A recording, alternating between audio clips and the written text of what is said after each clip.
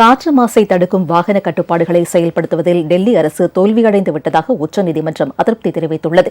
டெல்லி காற்று மாசு தொடர்பான வழக்கு நீதிபதிகள் அபய் எஸ் ஓகா, அகஸ்டின் ஜார்ஜ் ஆகியோர் அமர்வில் விசாரணைக்கு வந்தது. அப்போது காற்று மாசை ஏற்படுத்தும் BS3 வகை பெட்ரோல் மற்றும் BS4 வகை டீசல் வாகனங்களை டெல்லிக்குள் நுழையாமல் தடுத்து நிறுத்த 13 முக்கியமான இடங்களில் சோதனைச் சாவடிகள் அமைக்கப்பட்டுள்ளதா டெல்லி தெரிவித்துள்ளது.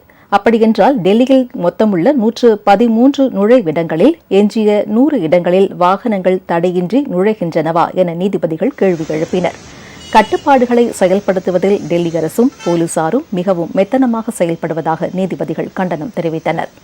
டெல்லியில் உள்ள 13 சோதனைச் சாவடிகளில் பார் கவுன்சிலில் உறுப்பினராக உள்ள 13 இளம் வழக்கறிஞர்கள் ஆய்வு செய்து வரும் திங்கட்கிழமை அறிக்கை அளிக்க உத்தரவிட்ட நீதிபதிகள் அதன் அடிப்படையில் டெல்லியில் கட்டுப்பாடுகளை தொடரலாமா அல்லது நீட்டிக்கலாமா என முடிவு செய்யப்படும் என்று தெரிவித்தனர். இந்நிலையில் மக்களவை எதிர்க்கட்சித் தலைவர் ராகுல் காந்தி தனது எக்ஸ் தள பதிவில் வட இந்தியாவில் காற்று மாசுபாட்டை தேசிய அவசர நிலையாக அறிவிக்க வேண்டும் என்று வலியுறுத்தியுள்ளார். மாசு படலம் 100கணக்கான கிலோமீட்டர்களை உள்ளடக்கியது என்றும் அதை சுத்தம் செய்ய பெரிய மாற்றங்கள் மற்றும் தீர்க்கமான நடவடிக்கை தேவை என்றும் ராகுல் காந்தி குறிப்பிட்டுள்ளார். இதற்கு தீர்வு காண நாடாளுமன்றத்தில் விவாதிப்பது நமது பொறுப்பு என்றும் அவர் வலியுறுத்தியுள்ளார்.